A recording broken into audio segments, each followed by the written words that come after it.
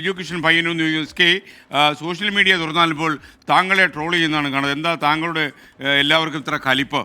ഇതിന് താങ്കൾ മറുപടി കൊടുക്കുന്നില്ലേ എന്ന് ചോദിക്കുന്നു. എഡ്യൂക്കേഷൻ ഞാൻ നേരത്തെ തന്നെ നയം വ്യക്തമാക്കിയിട്ടുണ്ട് ഈ കാര്യത്തിൽ.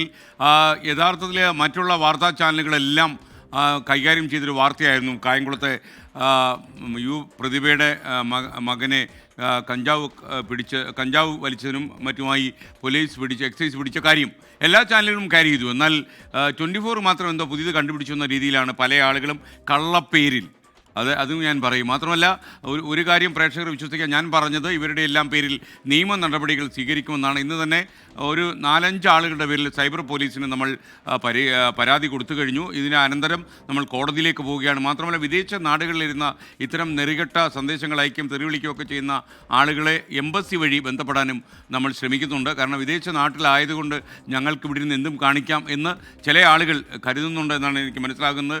ഖത്തറിൽ നിന്നൊക്കെ ഒരാൾ തെറിവിളിച്ച് മെസ്സേജ് അയച്ച് ഞാൻ പ്രേക്ഷകരോട് പറഞ്ഞില്ലേ കഴിഞ്ഞ ദിവസം. അപ്പോൾ ഇങ്ങനെയുള്ള ആളുകളെയൊക്കെ തന്നെ നമ്മുടെ ഇന്ത്യൻ എംബസി വഴി നമ്മൾ കണ്ടെത്താൻ ശ്രമിക്കുന്നുണ്ട്. അതിലും ചില നല്ല ഗുണങ്ങൾ ഉണ്ടായിട്ടുണ്ട് വരുന്ന ദിവസങ്ങളിൽ.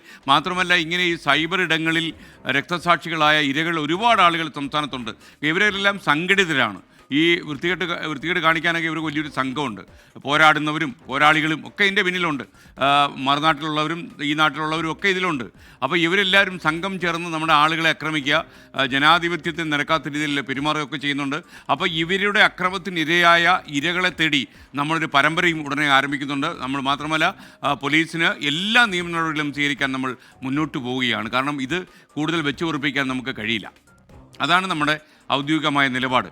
കാര്യം വ്യക്തിപരമായിട്ട് ആക്രമിക്കുന്നത് മാത്രമല്ല വീട്ടിലേക്കുന്ന ആളുകളെയൊക്കെ ആക്രമിക്കുന്ന രീതിയിലേക്ക് മാറിയപ്പോൾ ഇത് ഒരുപാട് പേര് അനുഭവിക്കുന്നുണ്ട്. അപ്പം ഞാൻ വിചാരിച്ചു ആരെങ്കിലും പൂച്ചയ്ക്ക് മണി കെട്ടണ്ടേ, ഞാൻ തന്നെ കെട്ടാം. അതിൻ്റെ ഭാഗമായിട്ട് നമ്മൾ കേസ് കൊടുത്ത് വരുന്ന ദിവസങ്ങളിൽ 10-15 പേർക്കെതിരെ കൂടി നമ്മൾ നിയമ നടപടികൾ സ്വീകരിക്കും.